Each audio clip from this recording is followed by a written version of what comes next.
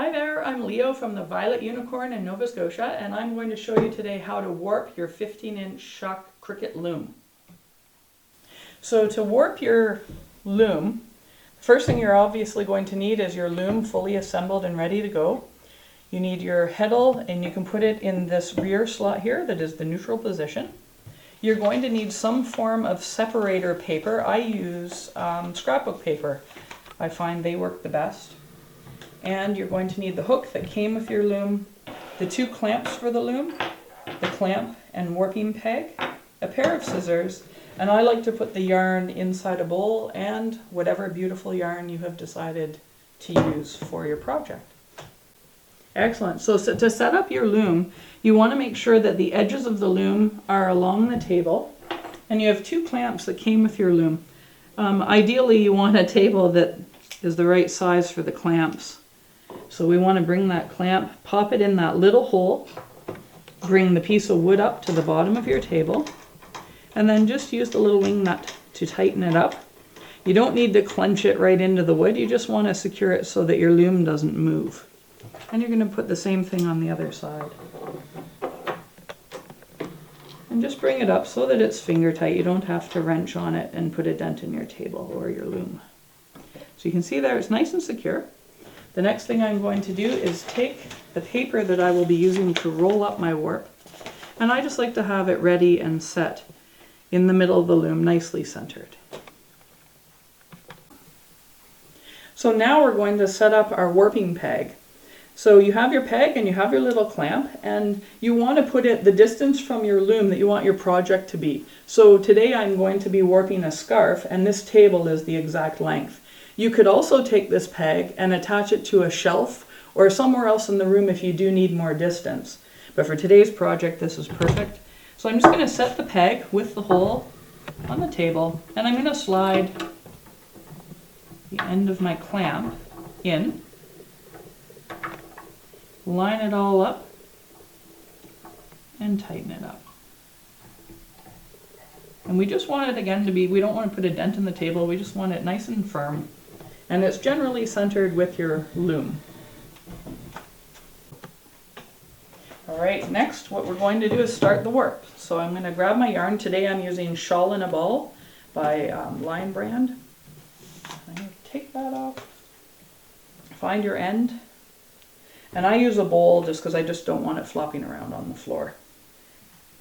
First thing I'm going to do is line up my little apron bar here so that it's about halfway between the beam here and your heddle. And your heddle is in that rear neutral position for the warp. I'm going to take the end of my yarn. I'm just going to tie it in a knot so that it will not come off.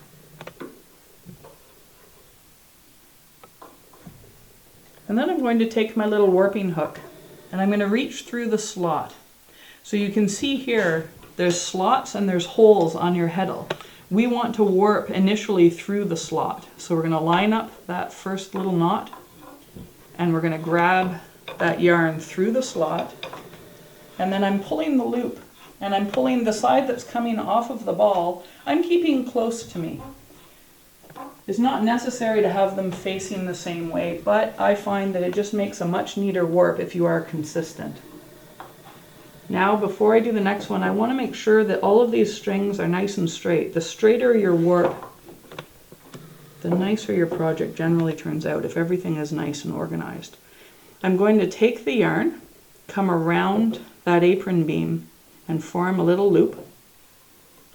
Go through the next slot, hook it, and pull it through. Run it down, pop it off over your peg.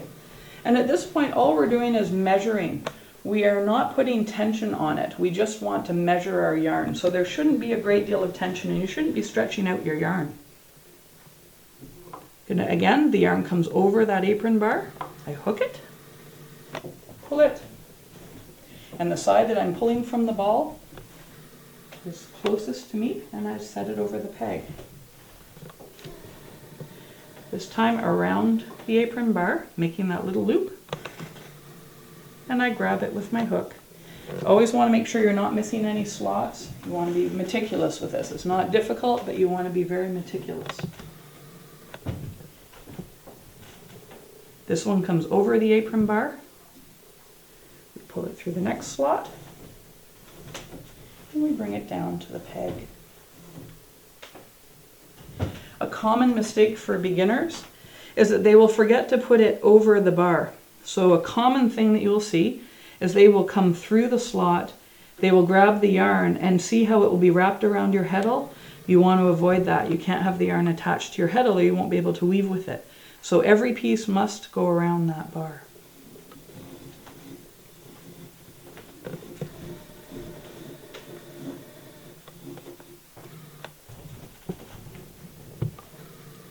And again, we come over the apron bar, through the slot, pulling the edge closest to me that's coming out of the ball.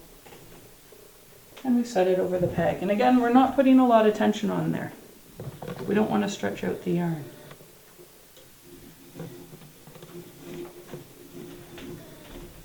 One thing you want to be watching in your warp is that there are no knots in your yarn. Sometimes when you get a ball of yarn, they have tied off a color change at the factory, or there's been a break or something and they put a knot in, and we do not want a knot in the middle of our warp. What will happen is your heddle won't slide smoothly over it when you're weaving, and then you can end up with a broken warp string.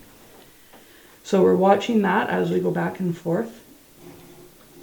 If you do come to a knot, what you would do, if we pretend there's a knot right here, I would pull that piece back out, tie it off to the apron bar, and then I would retie the new part after the knot to the apron bar and begin again, just like we did at the very beginning. That's also the way you would change colors if you wanted to do a multicolor warp.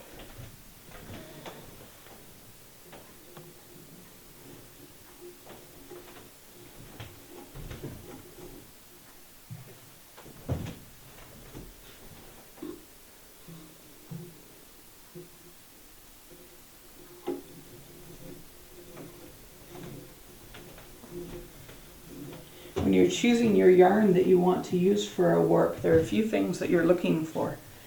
The main thing you want is strength, so that your warp has good durability, so that once we do get it under tension, it's not going to snap on you. So the key for people who are learning about yarn is you want to make sure there's a fair amount of twist on the yarn, meaning there's multi-ply. And when you tug it with your hands, if it breaks, you definitely don't want to put it in a warp.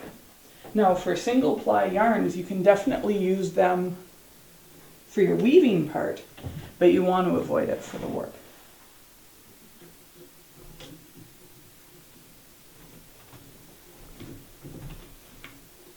The colors in this one are particularly beautiful.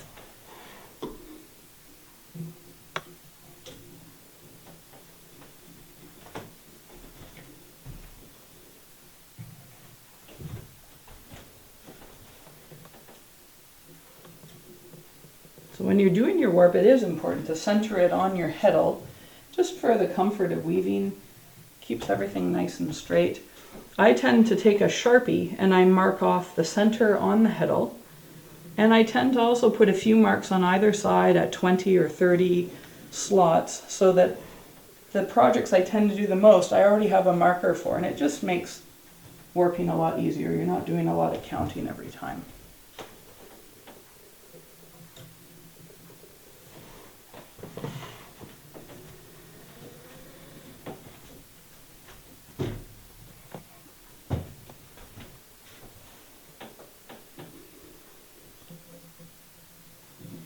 Once you get to the center of your heddle, you can start pulling the yarn onto the other side of the string at the back. So I have reached the center. So the next one I do after this, I will be putting on the other side of that string, just to keep everything nice and organized and straight.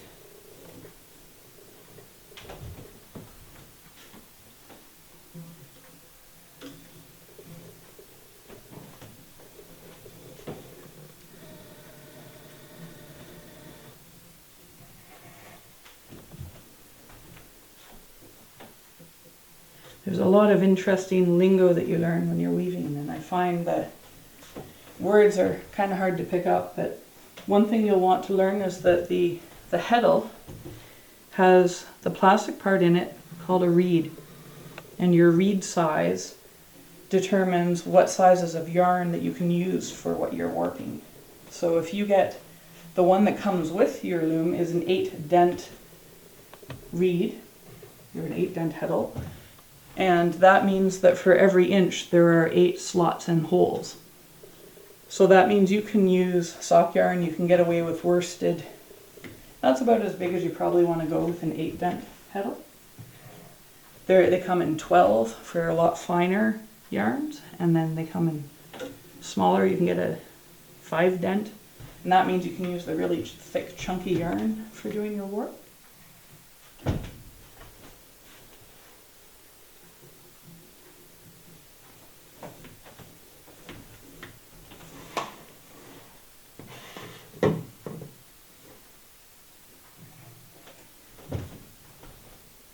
And there's a lot of personal preference things for your warping. For fuzzier yarns like this, I tend to pull from the outside of the ball of yarn just because of the clinginess of it. I find for a shawl and a ball, whenever I pull from the middle, it turns into a massive knot. So I highly recommend using the outside. For something that's like a worsted weight or a sock yarn that's fairly smooth, I would pull from the inside of the ball.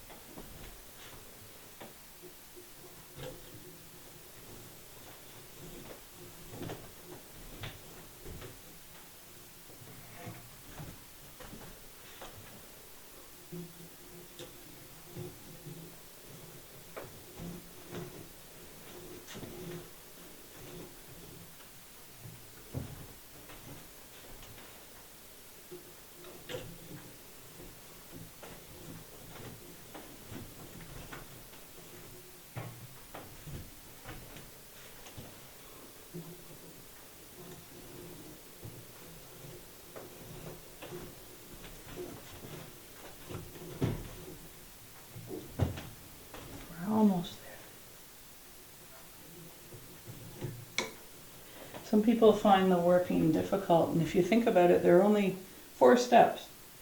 You measure your yarn, you roll your yarn, you thread your yarn, and you tie it. So it really isn't too much to take on, and the key is just to be patient with it.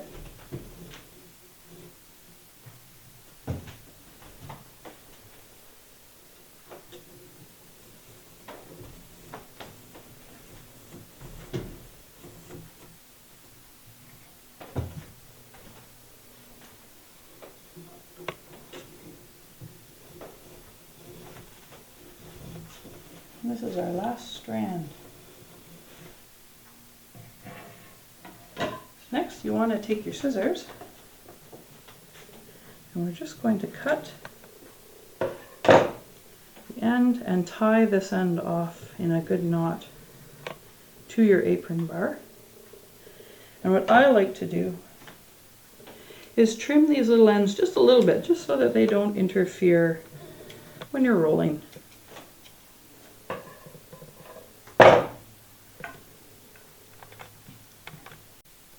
So the next step, now that we have everything measured out, we want to carefully, this is always scary for beginners, lift our warp off of the peg.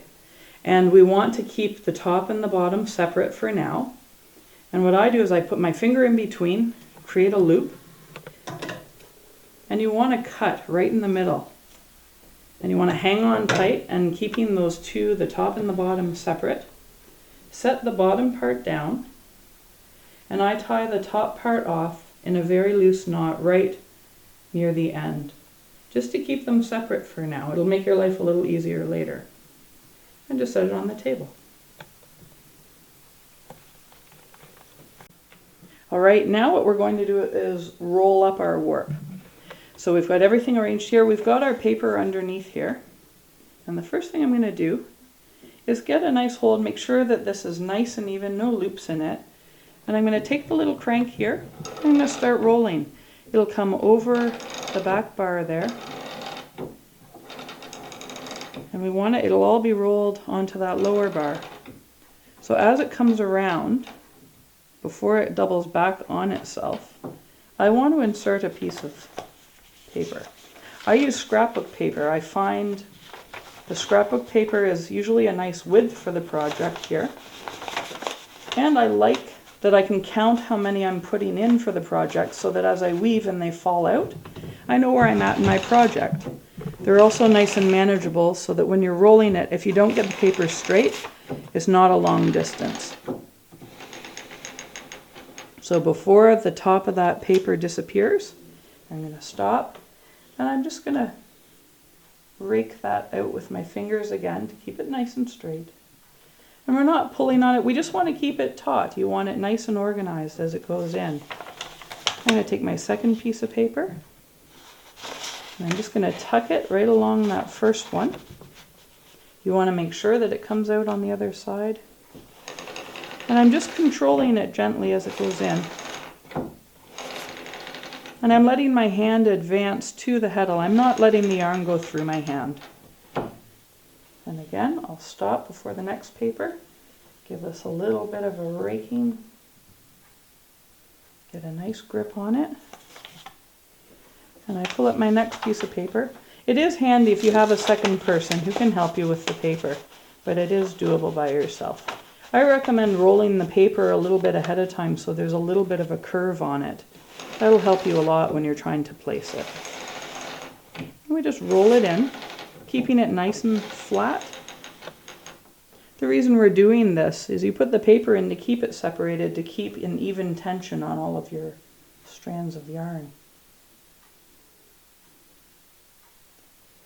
And again, I'll take another sheet of paper, tuck it in just a little bit there to catch, and as I roll it catches and reels it in.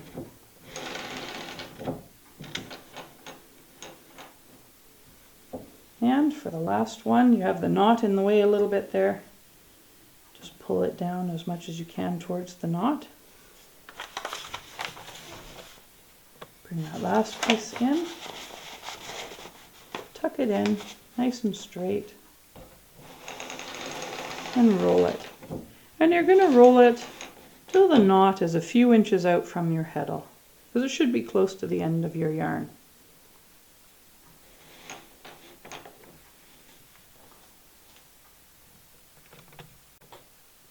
So now we no longer need the loom to be clamped to the table, so we can undo our little clamps and free the loom from the table. And the next step that we are going to do is thread our heddle. So now we're going to thread half of our strands through the holes in the center of the heddle. Now you've separated half in the little knot and half are free. So we're going to take the ones in the knot and flip them over the top, and those ones are going to remain in the slots. So we just pop that over the top. And these are the ones that we are going to thread through the holes. So you want to take your little hook, lift your first strand, put your hook through the hole just to the right of the strand, and lower the strand onto the hook and just slide it through. So you're putting the hook in, you lift that up, put it through at a bit of an angle. We don't want to put it too far in or you're pretty likely to grab another piece of yarn. So the key with this is that you're watching that you pull the appropriate piece through and not a different piece. So you put it in, set it on it, and pull it through. Set the yarn on it and pull it through. Set it on it and pull it through. I make this look easy because I've done it a lot of times, and you'll get there too. So you're putting it in, setting the yarn on it, and sliding it through the hole. You will get to the point where it's second nature. And I find I'm peeking through there just to make sure that I'm catching the right one. Get your head positioned so that you do have a good angle to see what you're doing. And you just work your way all the way across, plucking them through. You want to be careful that you're not catching the ones and pulling the ones that are up in the knot. And you want to make sure you're not crossing them. I don't want to reach in and pull one out from a different hole. So there are a few things you're paying attention to. And you also want to make sure you're not skipping any of the holes. Do your best not to catch the hook on the yarn and split your yarn too. Take your time when you're doing it. Speed will come with experience, so don't rush yourself.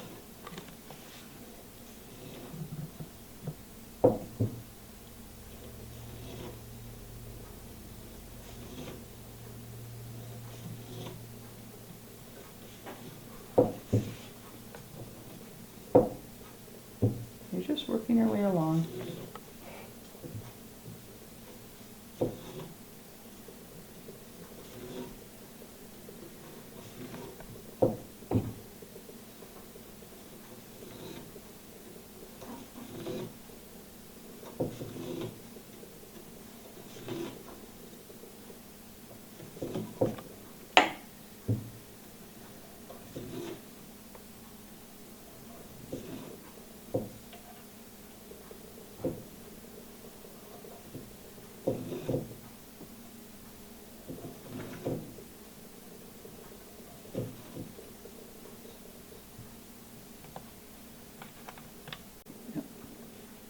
So the last part of our warp is tying off our ends to our lower apron bar here. And you can see here, everything has been combined again. I've untied the knot from our top strands and put them together with the lower ones because they're all separated now. So you want to take a good look along here and make sure that there is a strand in every hole and every slot. It's usually fairly obvious if you've missed one. If you did miss one, you want to go back and straighten that out. Now, next thing we're going to do is take this apron bar, make sure everything is really nice and straight with our strings. Let it out a little bit so you have lots of room to work. As a beginner, you want to make sure that you're not making it any harder than it has to be. So we'll take our strands, and I'm going to do 4 and 4. And you want to make sure that you're using them in consecutive order, that you haven't crossed any of them over. I bring them over top of the apron bar and 4 up on either side, and I tie them. And I'm going to cinch it down. I use my thumbs on either side, give it a little push just to get some tension on there, and then tighten it down. And I'm going to tie a bow. Some people use a surgeon's knot, and you can do that as well. I tend to just prefer to do a bow. I'll go to the far end here, and 4 and 4 again. Bring them over top, up on 4 on either side, tie them together, take my thumbs, cinch it up, tighten it down, and tie a bow. I'm going to see to make sure that they're even tension as I go. Come back to the other side, 4 and 4, coming over top of the bar, 4 up on either side, tie it off, push it up to tighten it up, pull it to tighten it down. Make sure that those are similar tension. Certain yarns are more forgiving than others for your tension, so if for beginners in my classes and for the ladies who buy the looms or the guys who buy the looms from me, I want to see them start with something that's forgiving for the first few times they warp. So avoid cotton if you can, because there's no stretch to it and it's not very forgiving. I usually get them to do 6 projects before they warp with cotton, just so they're very confident and they're successful in their weaving. Now this yarn is acrylic and it has a fair amount of stretch, so it's a lovely one to start with. If you use a natural fiber, like a wool, you'll also have an easy time of it because there's some stretch to it. So again, I'm just working my way across from side to side, trying to match up as best I can the tension. And I'm taking 8 strands each time over the top of the apron bar, bringing 4 up on either side, tying it off, tension it up a little bit so it matches the one next to it, and then tie a little bow. And again, 4 and 4 over the top. It's not the end of the world if you miscount. Sometimes that happens. If you end up with 5 and 4, it's not going to kill you in the end. Again, I'm just keeping an eye that they're fairly even, fairly consistent.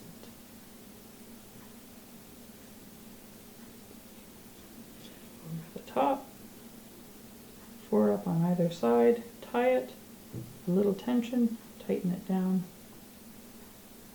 and 4 and 4.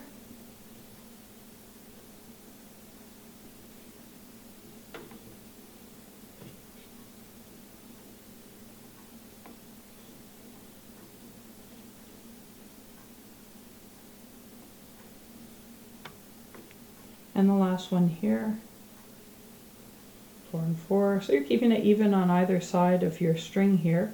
If you end up with your last one going in right in the middle of the loom, for that you would just do half on either side of that string, just to keep it nice and even. And we tie it off. So we've got all of our cute little bows here, nice and neatly tied. So you want to feel it. I think that's not too bad. Feels reasonably even. We want to make sure that everything is straight, so that all the strands are coming straight down, and you want to even them out on your apron bar to make sure that they're nice and straight. The best way to see if your tension is consistent all the way across after you've felt it with your hand is to tighten it up. So you turn your little wheel here, and you want to tighten it right up, really nice and tight, so that it's ready for you to weave with. I like to organize my little bows so that they come over the top, they won't get caught in anything. And get some good tension on there. And that feels lovely. They all feel consistent. You don't see any that are drooping down. Everything is nice and even. They're spaced even. If you do find that one is loose, you just go down to the bow, give it a little tighten up so that it matches the rest of them, and then you're ready to weave. We're already in the weaving position. We just have to load a shuttle and we're ready to go. I hope you've enjoyed learning how to warp your loom, and I hope you have a lot of fun weaving away on your Cricut loom. Come and see me out in Nova Scotia.